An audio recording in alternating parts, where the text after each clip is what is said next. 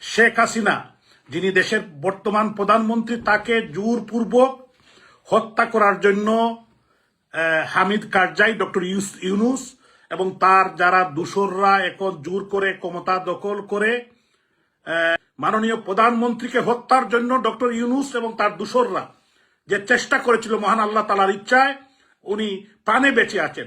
লাশ 5,000 পুলিশকে হত্যা করেছে এই এবং আওয়ামী লীগের হাজার হাজার নেতাকর্মীকে হত্যা করেছে। আর শেখ হাসিনা উনি উনি এখনো দেশের প্রধানমন্ত্রী।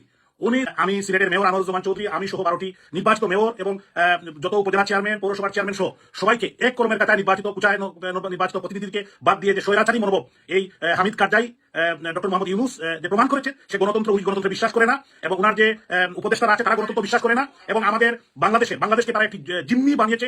আমাদের আওয়ামী লীগের, যুবলীগ, ছাত্রলীগ, স্বেচ্ছাসেবক লীগ, শ্রমিক লীগের লক্ষ লক্ষ নেতাকর্মীর বাড়িঘর ভেঙে দিয়েছে, জ্বালিয়ে দিয়েছে। যে কালচার বাংলাদেশে কোনোদিন ছিল না। তারা পুলিশ হত্যা করেছে, নিরীহ মানুষকে হত্যা করেছে। আজকে তারা হত্যা করেছে আমাদের বাংলাদেশ ছাত্রলীগের সাবেক সাধারণ সম্পাদক ইসা আলী খান পান্নাকে। এরকম আমাদের শত শত হাজার হাজার নেতাকর্মীকে হত্যা করেছে। আজকে মানুষ কোথায় যাবে?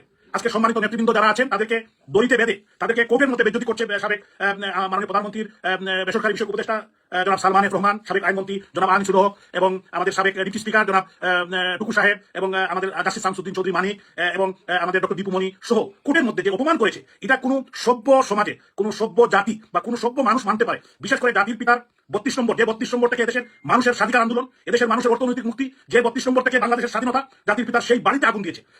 আমি কারোর প্রতি কোনোদিন কোনো অন্যায় করি নাই। আমি নির্বাচিত প্রতিনিধি হিসাবে আপনারা আমাকে ভোট দিয়ে নির্বাচিত করেছিলেন।